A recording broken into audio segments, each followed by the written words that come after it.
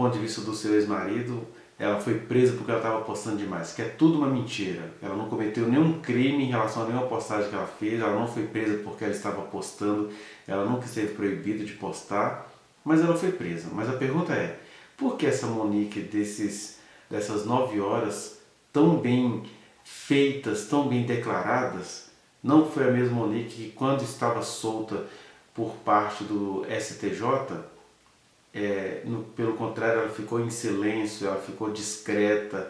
A gente percebe nela e talvez na própria família dela um medo mais do Leniel até do que do Jarinho. É porque ela estava seguindo orientações da defesa, né? Eu não sei qual é a estratégia de defesa que a defesa da professora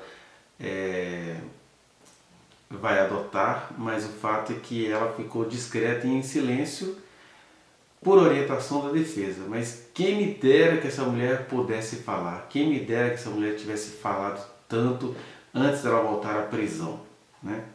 De qualquer forma, eu gostaria de ver com você quem é o senhor Jairo Santos, né? Jairo Souza Santos Júnior, acho que é o seu nome completo, daquele que é acusado de matar o menino Henri. Olha só, como que uma mulher numa situação dessa iria conseguir discernir e escapar em tempo hábil?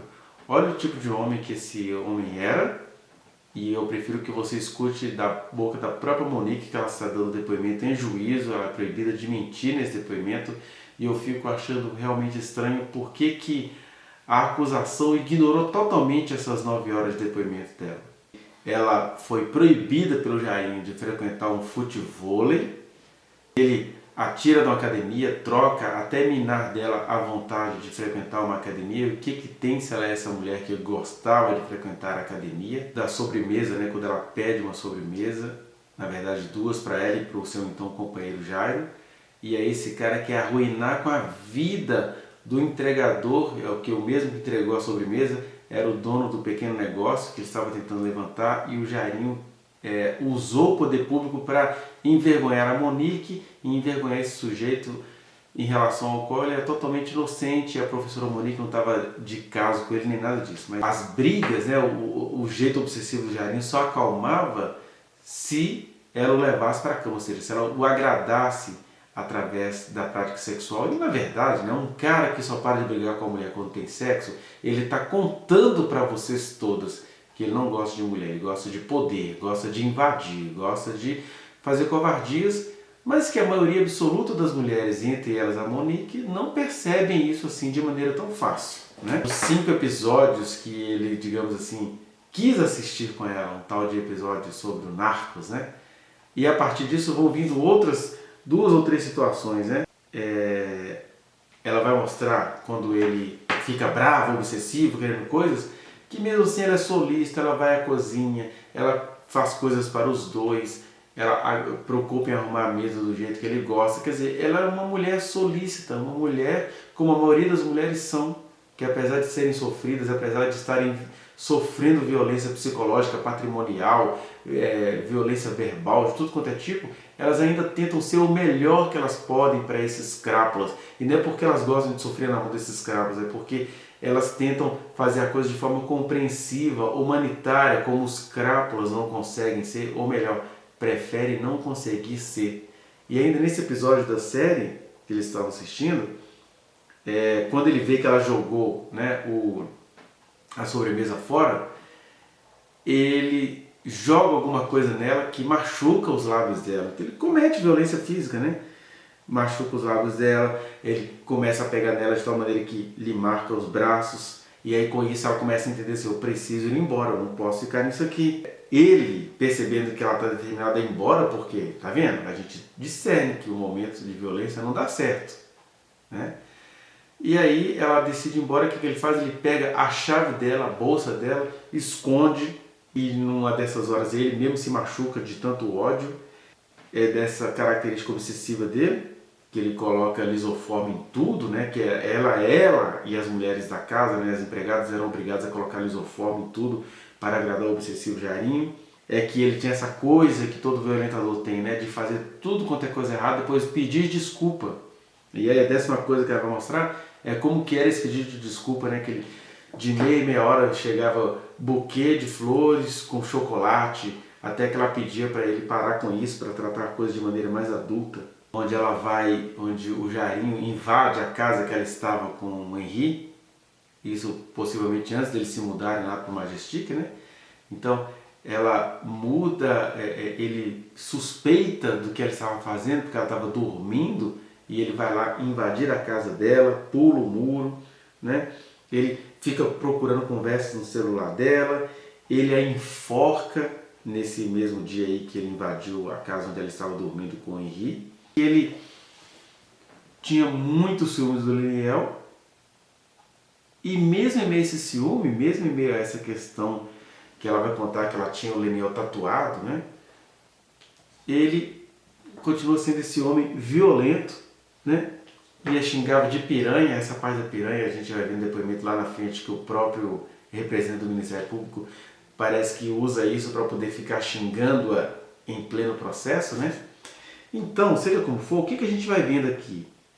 Que tanto em relação ao Leniel, que hoje faz tantas acusações falsas acerca da ex-esposa, quanto em relação ao Jairinho, a Monique tentava ser o que a maioria das mulheres tentam ser: mulheres atenciosas, mulheres próprias, mulheres que cuidam da questão coletiva, da intimidade da casa, né? Você vê que ela era uma tão boa esposa em relação ao Leniel que ela tatuou o nome do Leniel na região da costela. E aí esse cara coloca assim, como se ele sempre fosse maltratado pela ex-esposa, né? Mas enfim, mostra assim, o emaranhado. O que é emaranhado? Quanto mais ela se mexia, mais ela se enrolava. Isso que é o emaranhado de situações nos quais ela estava. Porque em meio a essa violência, o que possivelmente passava pela mente dela? Ela se culpava por ter descumprido um rito familiar, que é: eu casei e não vou me separar. De um lado ela foi própria de ter se separado do Leniel. Eu já disse isso, a melhor coisa que aconteceu na vida dela foi ela ter se separado do Leniel. Mas ela fez isso com as culpas familiares, as culpas da tradição do próprio país, onde uma mulher, quando ela descobre que ela pode ser feliz, ou pode ser, no mínimo, responsável pela própria vida, ela se culpa porque Deus não aceita essa questão do casamento.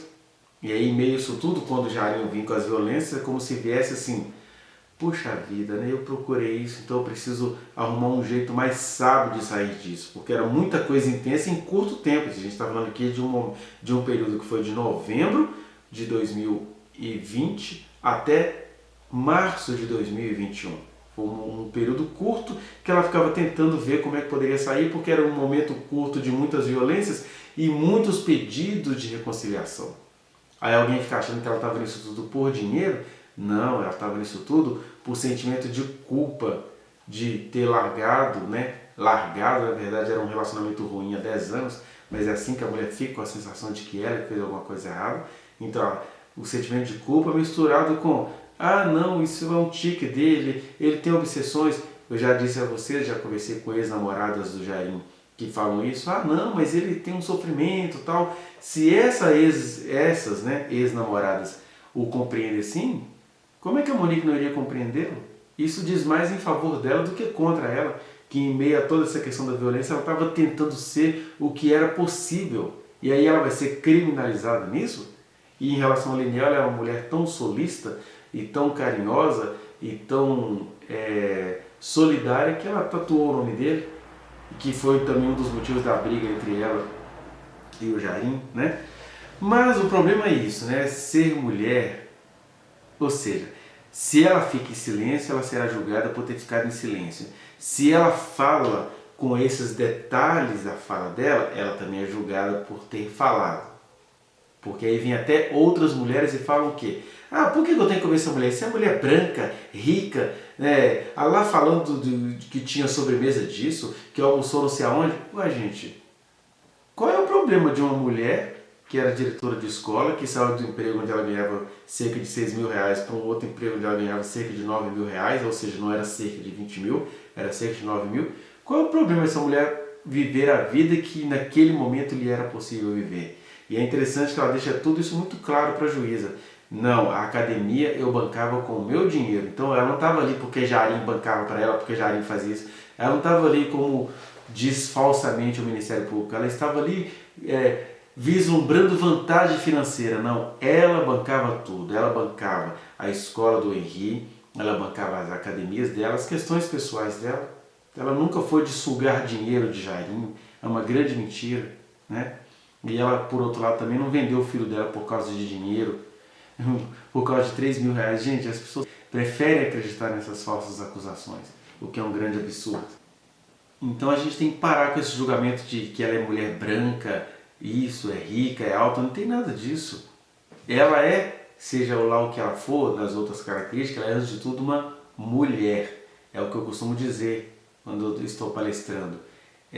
O homem jogado na pior sarjeta ainda está em posição de vantagem em relação a uma mulher que habita nos mais ricos palácios, porque ela está sofrendo outros tipos de violências por ela ser mulher, por ela ter nascido com o sexo feminino, né? Que é o que a gente vê aqui. Ela estava vivendo numa vida lá com um político, mas olha só, sofrendo violências. E aí é difícil, porque a mulher no alto da sociedade que quer tentar comunicar uma violência que está sofrendo, ela precisa elaborar isso, fica nas idas e vindas, mas ele pediu perdão, ele trouxe flores, ele é legal, fora desse momento de obsessão dele, ele é um cara relevante. É muito difícil, por isso que a gente chama isso de emaranhado, que é algo que quanto mais a pessoa se mexe, mais a pessoa vai se complicando. Aí tem aquela pergunta, né? Mas por que a Monique não discerniu que esse cara violento poderia atentar contra o filho dela?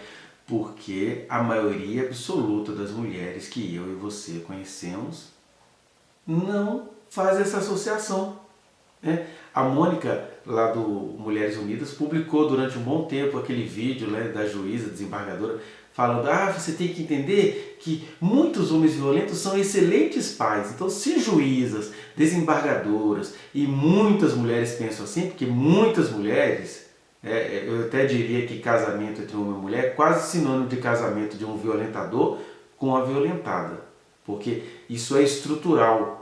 Esse autoritarismo, essa coisa de eu só vou ficar feliz se eu apertar o seu pescoço, a gente precisa ter autocrítica. Se você é um homem que não pratica essas coisas, não fique com raiva do que eu estou dizendo aqui, porque isso é estrutural.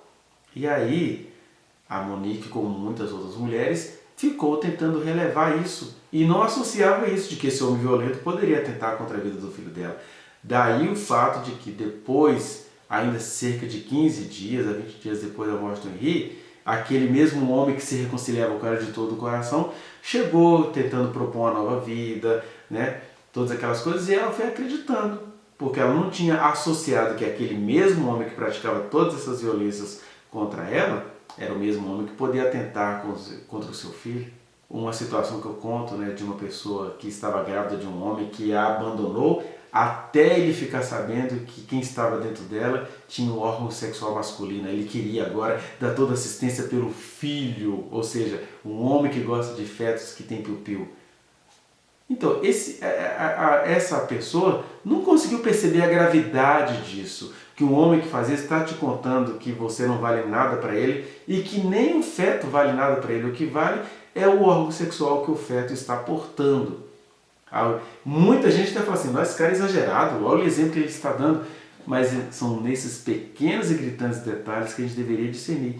Mas a maioria das pessoas não discerne, e a Monique não discerniu. Independentemente da condição socioeconômica das mulheres, elas são treinadas para não discernirem isso. Então, que fica explicado, ela continua andando com o Jairinho depois da morte do Henri, porque até aquela altura não tinha ficado claro para ela nem que o seu filho tinha sido assassinado e nem que o principal suspeito fosse o Jairinho. Vamos parar então de julgar essa mulher que estava numa situação tão complicada. Enfim, gente, em meio a todas essas questões, é importante a gente refletir em algumas coisas. Primeiro, sabemos que há mulheres que cometem crimes. A questão é que a Monique não é uma dessas mulheres, nem de longe. Ela foi uma mãe extremamente presente, cuidadosa. As acusações que se faziam era que ela criava esse menino com tanto cuidado que ele até virar um menino fresco, né? E hoje quem dizia isso, né, tá vendo que o menino acabou falecendo porque ele era sensível e ela sabia dessa sensibilidade dele. Esse é um primeiro ponto. Segundo ponto, para resumir tudo que vocês ouviram, é que em meio às violências do Jairo, vinha também muitas questões gentis desse próprio Jairo. Ele era um cara, por exemplo, houve 3 episódios isolados onde ele, ao que tudo indica, agrediu o filho da Monique, e eram episódios onde a Monique não estava presente. Em um, ela tinha saído para caminhar de manhã e deixou o menino aos cuidados da babá, se arrumando para ir para a escolinha. No outro episódio, ela estava no salão e deixou o menino aos cuidados da babá, e ainda recebeu da babá a recomendação de que ela não precisava ter pressa para voltar, né? E no terceiro episódio, que foi o dia da morte do menino, ela estava dormindo, confiando nesse então companheiro dela. E como é que esse companheiro agia? Mesmo ele se mostrando excêntrico, como a gente acabou de mostrar no vídeo, ele era um cara que pedia desculpas, que ele enchia o Henry de presentes, o Henry chegava espontaneamente nele para dar abraços. Então era muito confuso para toda a família também, a família da Monique, né? E o próprio Henry, ao que tudo indica, e eu falo isso como alguém que trabalha atendendo pessoas, o Henry possivelmente quis poupar a mãe dele do que ele estava sofrendo em relação ao então companheiro dela. Mas ele chegou a contar para o pai. E o pai foi muito moroso em tomar as providências e hoje fica mentindo aí para todo mundo em relação à mãe, né? Não vamos comentar isso, que eu sei que o Leniel tá igual o Pablo Marçal, né? O Pablo Marçal, quanto mais mente, mais fãs ele acumula. E o Leniel, quanto mais ele mente contra a própria esposa e contra a memória do próprio filho, mais ele vai ganhando, né? O carinho e a credibilidade das pessoas. Então isso é o tempo e um milagre do eterno para fazer todo mundo perceber a verdade, né? E um terceiro fator é aquela história, mas ela sabia, e as conversas com a prima, e as conversas com a babá, só mostram a babá dando indícios. E a mesma babá que deu indícios, igual naquela história dela mandar o vídeo falando, ele tá mancando, ela falou, pode ficar aí, Monique, tá tudo bem, tá tudo tranquilo, porque depois que a Monique foi presa, é que ela veio a saber que a babá, ela tinha um compromisso de não contar para a Monique o que realmente estava acontecendo, né? Então há coisas que a Monique só foi saber depois da prisão. Ela não tinha como saber disso naquele período, né? E mesmo ela achando o Jairo se comportando por vezes de maneira violenta, ele era um homem que pedia perdão e chorava e tudo.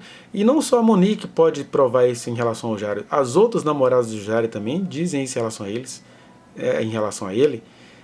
Enfim, a gente não precisa mais delongar essa conversa, só para você entender que essa mulher está presa por 0 crimes, ela não fez nada para estar presa, mas infelizmente a população acredita que ela ajudou a vender o menino, ela expôs o menino, as pessoas acreditam que ela vislumbrou vantagem financeira, e até o próprio Jairo e até o próprio Leniel sabem que a Monique não era essa mulher. Leniel agora fica aí superlativizando as qualidades de mulher que a Monique tem, né? Que é a qualidade de liderança, que ela era diretora. Agora eles vão fazer igual a história faz com a Cleópatra. Cleópatra era uma mulher inteligente e o que chegou dela pra gente é que ela pegava todo mundo lá no Império. E a Monique era uma mulher determinada, uma mãe presente. Aí agora eles ficam falando como se ela fosse encrenqueira, como se ela fosse gananciosa. Enquanto isso, os verdadeiros gananciosos vão aí ganhando as suas eleições, ficando ricos, fazendo filhos como propaganda eleitoral, né? Tanto o filho que faleceu, que foi tirado de todos os que o amam, quanto a menina, né? A filha mais nova que acabou de nascer. E a Monique prevalece presa, sem ter cometido nenhum crime. E até a firmeza dela na prisão é usada contra ela. Mas se ela de repente começa a mostrar o perigo que ela está correndo, vão falar que ela está inventando.